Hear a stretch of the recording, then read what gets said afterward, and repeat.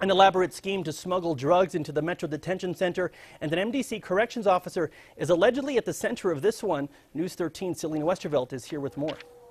Tim, the scheme unraveled when the corrections officer spilled his guts.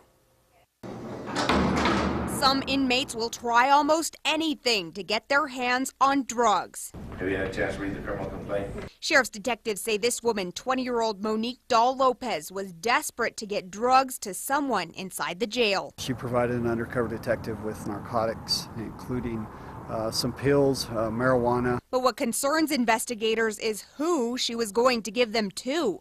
An MDC spokesperson tells News 13 an undercover sting pointed to a correctional officer named Ricardo Perez. He told investigators about the scheme after jail officials confronted him. A criminal complaint shows Lopez met an associate at this Walmart, picked up some pot and some pills, and was going to give them to Officer Perez so he would sneak them into the jail.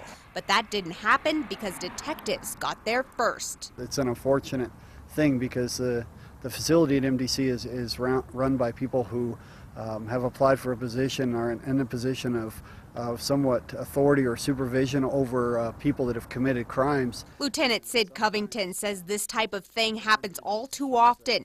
This year, he says the Sheriff's Department has been involved in at least 3 similar cases. I think people see an easy way to make a dollar or whatever they're trying to obtain, and so unfortunately we're going to continue to deal with them. As the investigation continues, Lopez is out on bond, charged with drug possession and drug trafficking.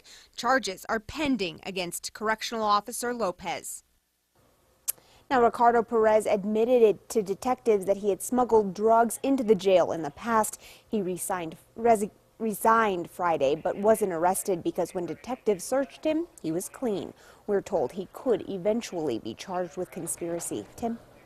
Thank you, Selena. Perez had been with MDC for almost 2 years.